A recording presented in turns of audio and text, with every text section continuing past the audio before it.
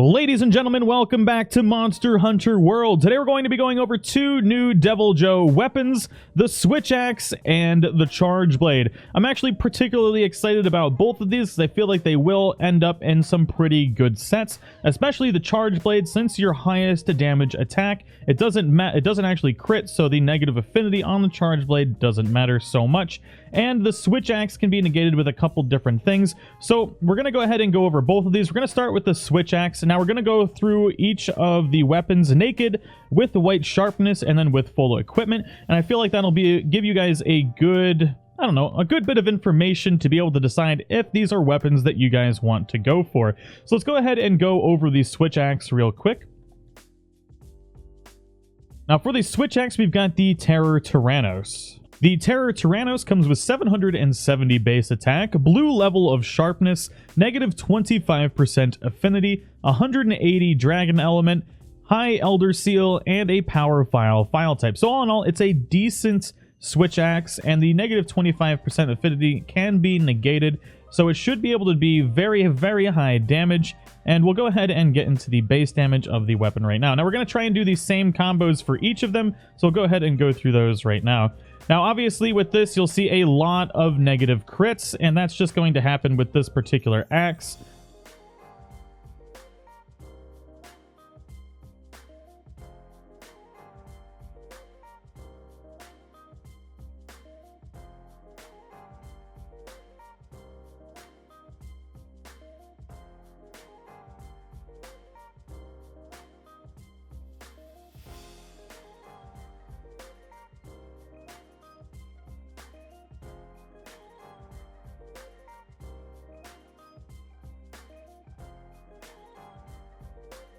Alright, so I figured we'd just go ahead and go through the entire sharpness in a combo, and you guys can see just how much damage this does. It is a pretty good Switch Axe, but once we actually get the white level of sharpness on there and some equipment, it's going to get much better.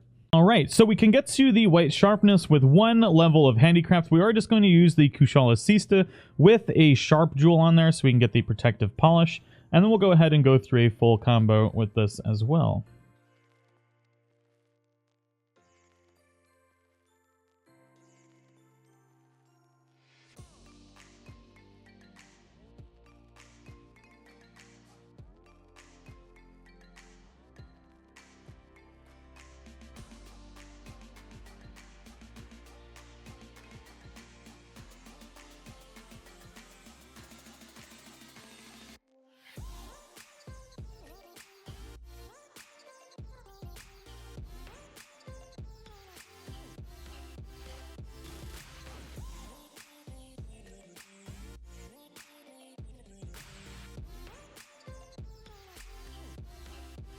I realize I didn't show off one attack, and that is the Elemental Discharge. Let's go ahead and do that. The negative affinity for the crits is really bad, so we're definitely going to have to get rid of that negative affinity. Okay, so I went ahead and slapped together a pretty basic but decent, tops out at really high damage, Switch Axe build. Now we are going to have a meal buff. We've also got our dragon element maxed out with 2 dragon attack gems. We only get 50 of the 60 dragon attack, but it does max it out. We are going for a critical element build here, so we've got attack boost level 7, weakness exploit 3, dragon attack 2, which isn't necessary. That's just what I slapped in there because it's easy. Kind of wanted to make a basic build to go from one level of handicraft, so we get the white level of sharpness, peak performance, maximum might just for the extra 10% affinity, and protective polish. Now we also have a Mega Demon Drug activated as well, and we're going to go ahead and plop down a affinity booster, so that way we can see just how much of the top end damage is with this.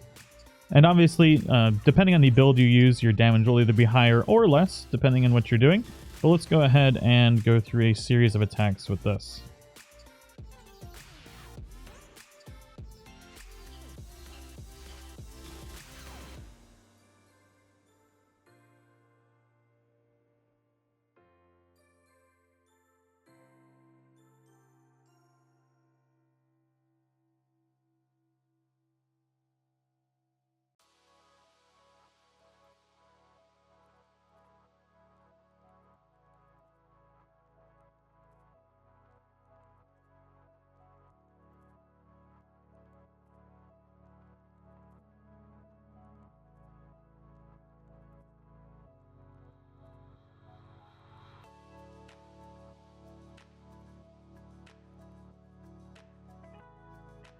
So the damage is pretty darn good. I think our highest damage attack was 168 or something like that. Well, obviously, other than the elemental discharge, that does pretty good as well. But it's a very powerful switch axe. I think this might be my go-to switch axe for a lot of builds. I'll probably be using a crit build more so than an element build, just because I like getting the crits more often than that higher top-end damage. I'd rather crit the majority of the time than see slightly bigger numbers every once in a while, but that's just my personal playstyle. But yeah, let me know what you guys think of the switch axe in the comments below, and we're going to go ahead and move into the charge blade here in just a second. Alright, I really wanted to see if we can get an elemental discharge crit. This is why I like the crit builds more. There we go, 343. That actually took about 20 tries to get it, and that's why I like crit builds more, because the normal hits for 274, and with a crit build it hits for a little bit less than what this build does, but it does it more often than that. So anyways, let's go ahead and go into the charge blade. The Oppressor's Charge Blade. This thing looks amazing. It's a freaking chainsaw, ladies and gentlemen. So it comes with a 792 base attack, blue sharpness, negative 25% affinity, 210 dragon element damage, and high elder seal with a power element file type. So pretty good in comparison to the Diablos Tyrannus. That has 828 attack, blue sharpness, which can also get to the white sharpness, negative 30% affinity. It also has plus 15 defense and impact file type. Now both have 2 augmentation slots, and neither of them have any gem slots, so they're on par that way. So all in all, you get a little bit more affinity with the Oppressor's Charge Blade, but you have a lower raw damage attack. And yeah, not too bad. Let's go ahead and get into this here. I absolutely love the way this thing looks, though. Let's go ahead and get into the base damage here real quick. Of course, it would be nighttime when we get into this. We're just going to do some basic things here with this, so you guys can see how much damage it does. We'll do like just a couple things like that. And we'll do a charged attack.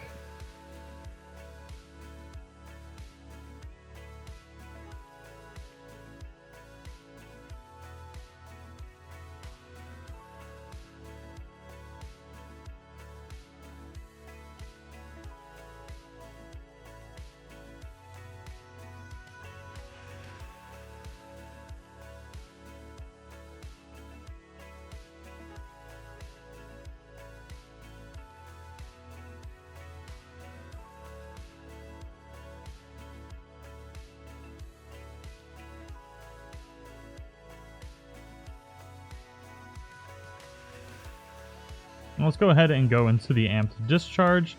Let's see if we can hit a bunch of stuff with this at once.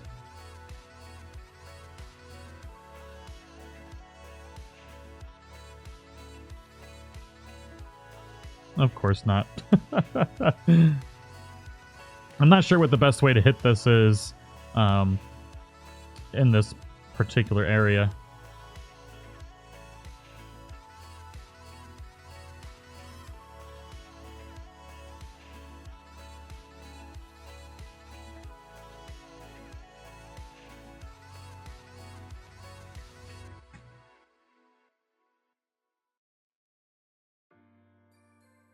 Alright, so I think that's going to be the most hits that we can get in this particular area. Let's go ahead and just charge this and then go ahead and go into some axe attacks here.